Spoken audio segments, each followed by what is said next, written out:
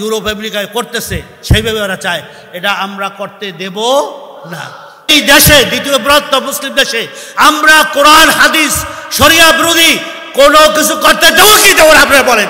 আজকে বলুন আওয়াজে আকাশ বাজার তুলে আমাদের এর প্রতিবাদ করতে হবে। প্রয়োজনে বুকের তাজা রক্ত দিয়ে এর প্রতিবাদ করবো।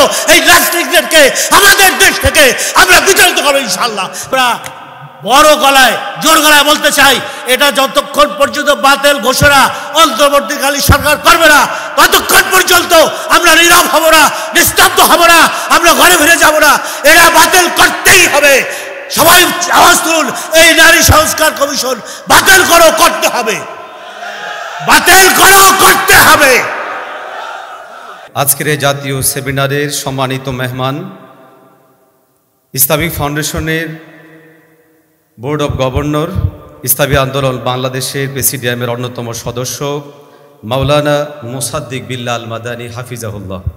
আলোচনা পেশ করছেন মাওলানা মুসাদ্দিক বিল্লাহ আল মাদানী হাফিজাহুল্লাহ। আমি মুহতারামকে আলোচনার জন্য বিনীতভাবে অনুরোধ জানাচ্ছি।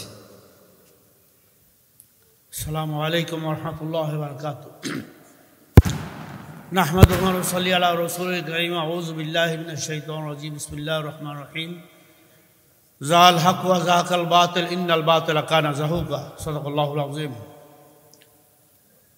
আজকের অত্যন্ত একটি কঠিন মুহূর্ত বাংলাদেশের উপরে, যে বর্তমান অন্তর্বর্তীকালীন সরকার ডক্টর মোহাম্মদ ইউনূস যে নারী কমিশন, সংস্কার কমিশন করেছেন, যারা এই কমিশনের, সংস্কার কমিশনের সদস্য, যেই রিপোর্টটা প্রায় 350 পৃষ্ঠার রিপোর্ট তারা দিয়েছেন, সাংবাদিক বন্ধুগণের কাছে ইতিমধ্যে পৌঁছে গেছে।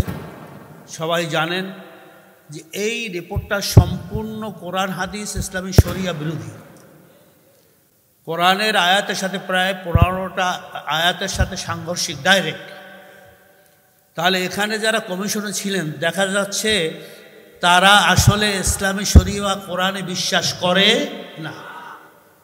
এরা আসলে মুসলমান দাবি করতে পারে না। এরা কোরআন সম্পর্কে কোনো পড়াশোনা নাই, এরা জাহেল। এরা যদি কোরআন জানতো তাহলে এই প্রস্তাবগুলা দিতে পারত না। আপনারা জানেন যে আমেরিকা, ইউরোপ, অনেক দেশে আপনার এই যে পুরুষে পুরুষে যেটাকে বলে আপনার গে, আমি নিউ ইয়র্কে দেখছি একটা অঞ্চলই আছে শুধু গেরা বসবাস করে, পুরুষে পুরুষে যৌন মিলন করে, ওখানে নারীরা করে, আবার নারীদের জন্য আলাদা আছে। এটা পশ্চিমাদের সংস্কৃতি। এই পশ্চিমাদের সংস্কৃতিটাকে তাদেরই দালালেরা, এই যারা আপনার সংস্কার কমিটি আছে নারী সংস্কার কমিশনে, তারাই কিন্তু এটা করছে।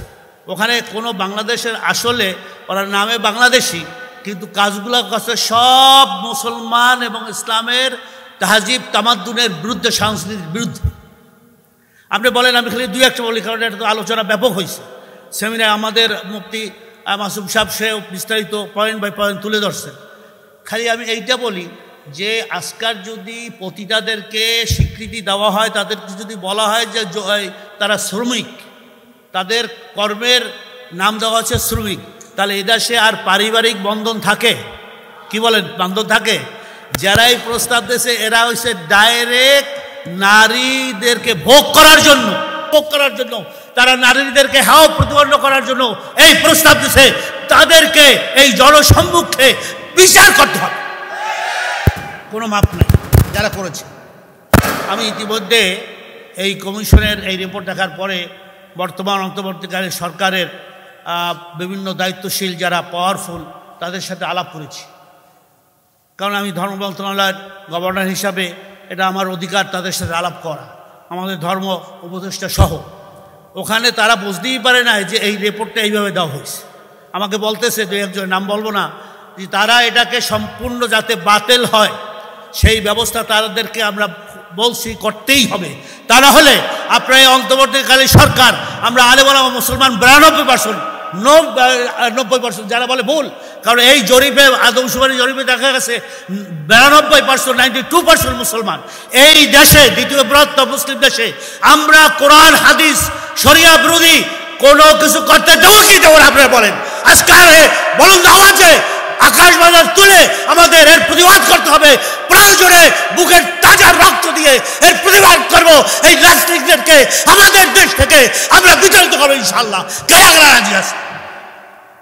এই নাস্তিকরা তাদের এই সংস্কৃতি আমাদের সেই পশ্চিমাদের সংস্কৃতি আমাদের দেশে তারা কি করতে চায়? বাস্তবায়ন করতে চায়। আমাদের মা বোনদেরকে তারা কি বানাইতে চায়? সেই পারিবারিক বন্ধনবিহীন তারা যেন যৌন সম্পর্ক করতে পারে, এটা একবার প্রকাশ্য করে দিতে চায়। যেভাবে ইউরোপ আমেরিকায় করতেছে সেইভাবে ওরা চায়। এটা আমরা করতে দেব না। পয়েন্টগুলো আসতেছে। আমরা আরেকটা পয়েন্ট শুধু বলি, আমি শেষ করে দেব। যেমন আপনার সন্তান নাই, আপনার সন্তান হয় নাই, এখন আপনি দত্তক নিয়েছেন। সেই দত্তক ছেলে আপনার সন্তান যা পাবে ঠিক সেইভাবে মিরাস ওয়ারিস পাবে। দেখেন কত বড় সাংঘর্ষিক কোরআনের সাথে। আবার বলছে যে সম অধিকার। আমার আব্বাজান ফজলুল করিম রহমতুল্লাহ চরমনের ময়দানে শুয়ে আছে, তিনি বলছেন নারী পুরুষের কীভাবে সম অধিকার হবে? প্রশ্নই আসে না। কারণ আল্লাহ পুরুষের জন্য 4টা পর্যন্ত বিবাহের কি করেছে, মানে বিধি রেখেছেন। প্রয়োজনে প্রথম তো একটা একফি, যদি তার ওয়াইফ অসুস্থ হয় বা সে বিভিন্নভাবে অক্ষম হয়, তারপরে বলা হয়েছে ইসলাম শরিয়া তাকে আর একটা বিবাহের প্রস্তাব দিচ্ছে। কিন্তু না, ওয়াহিদাতুন, একটাই যথেষ্ট, এটা ইসলামী শরিয়ত বলে। তারপরে প্রয়োজনে 1, 2, 3। কিন্তু মহিলারা যদি বিবাহ করে, তারা যদি 4টা বিবাহ করে, তাহলে 4 স্বামী যদি থাকে, ওই 4 স্বামীর তার গর্ভে যে সন্তান আসবে, কোন স্বামীর সেই মহিলা বলতে পারবে? পারবে? কি বলেন? কথা বলেন না কেন? তাহলে এখানে কীভাবে সমঝোতা চায়? আল্লাহই তো দেয় নাই। এটা আল্লাহর লগে যাই আপনারা লড়াই করেন। আল্লাহ আপনাদেরকে এইভাবে সৃষ্টি করছে, আপনাদেরকে গর্ভবতী হতে হবে, আপনাদেরকে প্রতি মাসে অসুস্থ হতে হবে, আপনাদের জন্য নামাজ মাফ আছে, আপনাদের জন্য ইদ্দাত আছে, বিভিন্নভাবে আল্লাহ সৃষ্টি করছে। সেহেতু আল্লাহর সাথে পাল্লা দেওয়া চলে না। তো এরা আল্লাহর সাথে পাল্লা দিতেছে, পরিবারকে ধ্বংস করতেছে, আমাদের সমাজকে ধ্বংস করতেছে, আমাদের যুবক তরুণদেরকে ধ্বংস করতেছে।